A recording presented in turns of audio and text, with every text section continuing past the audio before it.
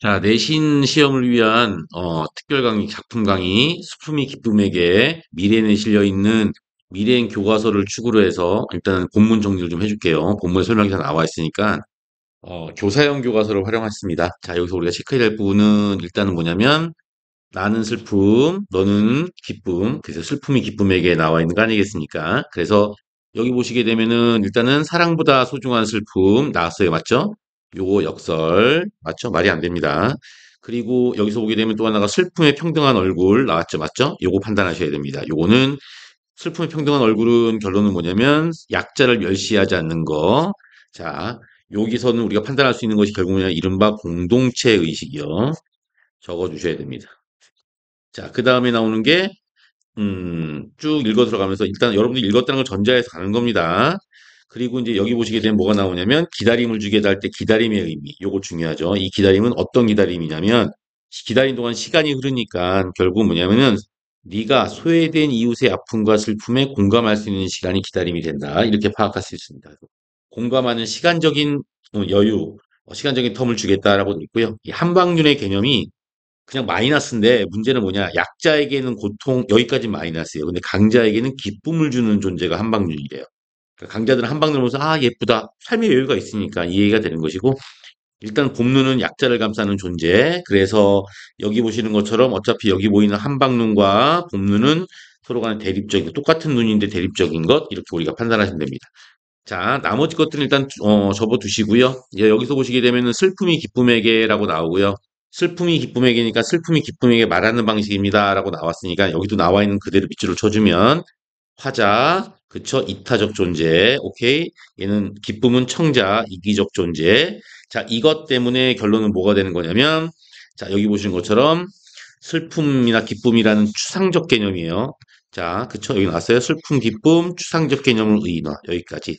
두 번째는 뭐냐면 말을 건네는 방식하고 나오는데 요거 주의하셔야 돼요. 말을 건네는 방식이라고 불리우는 것 자체는 대화체라고 하는데 개념상 대화체는 자, 그렇다고 해서 얘는 대화 형식은 아니에요. 대화 형식은 화자가 둘인 게 대화 형식이기 때문에 대화 형식 아니면은 대화 이렇게 쓰면 틀려요. 무조건 대화체라는 말이 들어가야 된다. 요거 주의하실 필요가 있습니다. 자, 여기까지 보고 자, 이제 정리 들어갈게요. 일단 주제부터 보셔야 되는데 하나가 뭐냐면은 당연히 더불어 사는 삶의 추구라는 말이 나와요. 근데 또 하나가 뭐냐면 이기적인 삶에 대한 반성이야. 아니, 네가 잘못했고 내가 이걸 깨우쳐 주는 거잖아요. 그러니까 표면적 의미로 봤을 때 이기적인 존재에 대해서 표면적으로는 이걸 깨닫게 만드는 거죠. 맞습니까? 깨닫게 함이라는 의미가 지니지만 이거는 또 이면적으로는 뭐냐면 결국 내 안에 기쁨이란 존재, 마이너스한 존재가 있고 슬픔이란 존재가 있는 거야. 내 안에. 예, 그 결국은 내 안에 이기적인 속성들을 반성하면서 이타적이고 공동체적인 삶으로 나갈 수 있다라고 판단하는 거죠. 그래서 이면적으로는 결국 뭐냐 화자인 한 존재인 자신이 있잖아요. 이 자신 이퀄 결국 뭐냐면 나와 너라고 하는 두 개의 자아가 존재하는 거야. 이해가 됐어요? 그래서 나라는 긍정적인 자아가 너라는 부정적인 자아를 반성하게 함으로써 결국은 너라는 부정적인 자를 없애버리고 나라는 자아를 만들어낸다고 했을 때는 이기적인 삶에 대한 반성도 맞는 말에 해당이 된다. 이렇게 보시죠. 자, 그 다음에는 이제 이게 운율 문제가 되게 시험은 잘 나오는데요. 특정 의문, 어미, 음보 등을 반복하여 뭐 이런 말이 나오잖아요. 그쵸? 예. 근데 이거는 이렇게 설명하면은 짜증이 나니까 그잖아. 그치? 이건 학습 활동이긴 한데 우리가 여기다가 선생님이 자, 몇 가지 이 의문을 비롯해서 몇 가지 사항에 대해서 필기를 좀 해줄게요. 자, 이걸 한번 필기를 해줄 테니까 잘 보시기 바래요.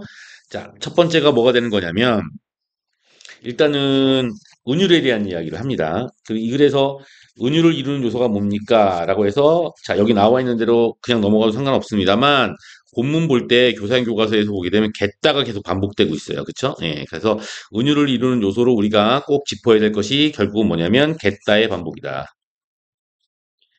겠다라고 하는 어미거든요. 어미 맞습니까? 선어말 어미, 어말 어미이기 때문에 특정 어미제라 겠다라고 하는 어미의 반복.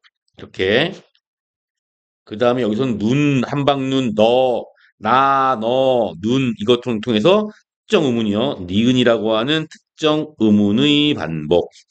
자, 이렇게 적어주시고요. 그 다음에 기억해둬야 돼요. 자, 그 다음에 이거는 틈틈이 뭐냐면은 모든 게 다 그렇진 않지만 사음복. 사음보가 일어나고 있습니다. 그 다음에 다섯 번째가 통사구조의 반복. 통사구조는 유사한 문장 구조를 지니고 있습니다. 시간이 없으니까요. 자, 이렇게. 자, 그 다음에 이제 여섯 번째가 바로 뭐가 되냐면 어휘, 단어의 반복. 당연히 여기서 말하는 단어는 뭐가 되냐면 슬픔, 예, 슬픔. 그 다음에 기쁨. 이라는 단어의 반복 이렇게 통해서 운율이 형성됩니다. 그래서 여섯 가지 요소가 있으니까 꼭 기억해 두시기 바랍니다. 알았어요? 그러니까 이제 이것이 운율 형성의 요소에 해당이 되고요. 알았죠? 예. 그 다음에 이제 이 글에서 표현 방법은 아까 기본적으로 가장 대표적인 표현 방법 두 가지가 기억나야 돼요. 방금 전에 우리 하면서 그렇죠? 이 글의 표현에 해당되는 게 뭐만 표현이 아니라 표현이야. 첫 번째가 역설, 그렇죠? 뭐야 그 어, 어, 앞에 나와 있는 것처럼 사랑보다 소중한 슬픔이란 말이 나오죠. 사랑은 플러스인데, 그쵸? 우리가 일상적인 상식을 뒤집어 엎기 때문에, 그렇죠. 근데 여기서는 결국 뭐냐면 개인적 사랑보다 집단적 사랑이 더 소중하다는 의미로 우리가 이해를 하셔야 돼요. 자, 요 형태가 나오고, 그 다음에 두 번째가 뭐예요? 아까 얘기했죠? 추상적 개념을 의인화했다. 그쵸? 얘다 의인화. 그 다음에 대화만 가지고는 안 되고 대화체가 들어가야 된다는 사실. 요거 꼭 중심으로 삼으셔야 된다. 이렇게 얘기를 했죠. 자, 그 다음에 우리가 음, 이 작품에서 결국 뭐냐면 이 글의 제목의 의미를 한번 찝어볼 필요가 있다라고 봅니다. 어머야. 자, 이 글의 제목 슬픔이 기쁨에게라고 하는 이 제목의 의미는 일단은 슬픔이 기쁨에게 뭔 할 말이 있어라고 하는 그 내용에 대한 야 제목은 무조건 모든 제목이 다 호기심을 유발하게 돼 있어요. 의미 없는 거고요. 그 다음에 이 제목은 결국 뭐야? 기쁨은 플러스고 슬픔은 마이너스다.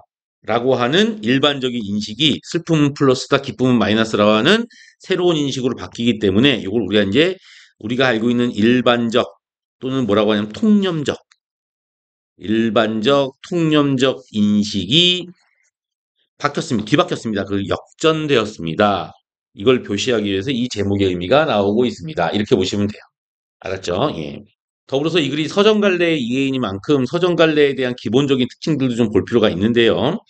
야, 솔직히 말 서정갈래가 뭐 별개 서정갈래가 아니라 시를 서정갈래라고 하죠. 맞습니까? 그러니까 우리가 보통 서정갈래, 예? 그러면 현대시든 고전시든 할 거 없이 결국 뭐야? 시, 문문, 뭐 이런 식으로 우리가 이야기를 해주면 돼요. 그러니까 요거의 특징을 몇 가지 간단히 본데 일단 화자가 말을 한다. 근데 화자의 특징은 두 가지가 있다. 첫째, 화자는 작가가 아니다. 허구적 존재이다. 이해가 되세요? 그 다음에 방금 전에 얘기했던 것처럼 허구적 또는 가상적 존재, 꾸며낸 존재이다. 이해가 됐어요? 요거 하나.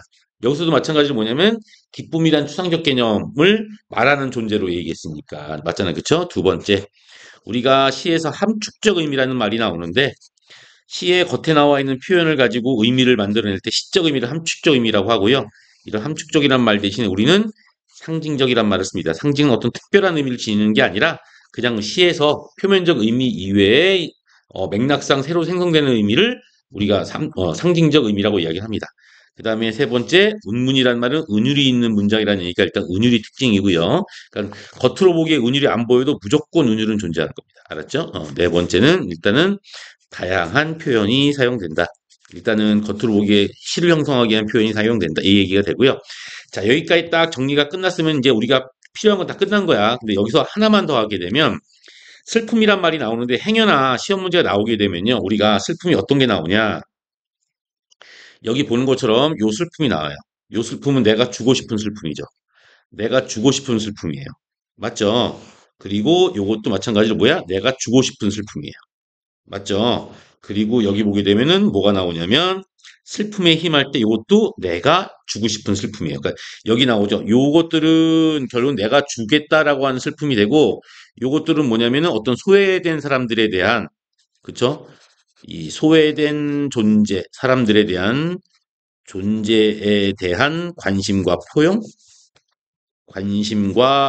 포용이라는 의미를 지닙니다. 그런데 똑같은 시어요. 보통 시에서는요, 똑같은 시어가 사용되면 똑같은 의미가 되는데요. 여기 나오는 요 슬픔 있어요. 보이세요?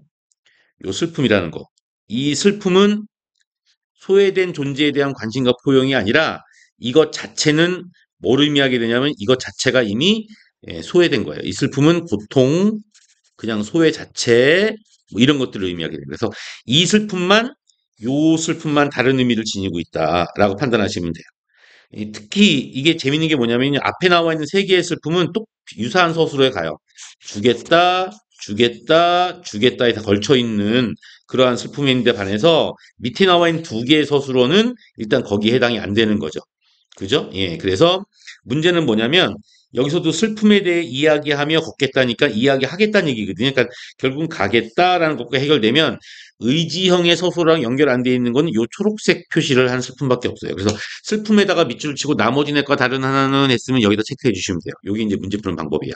여기서 끝나고 일단은 기본적으로 자, 요거랑 관련된 거는 무조건 시를 볼 때 유사 주제의 작품들을 볼 때 우리가 어떤 내용들을 주로 보시면 되는 거예요. 얘들아, 결국 공동체 의식, 이기심 뭐 이런 것들을 보시면 되는 거예요. 보통 그래서 이런 시를 우리가 민중시 계열이라고 보는 거죠. 자, 여기까지 하면 일단은 이 작품만 가지고 할 수 있는 문제는 틀리면 안 돼요.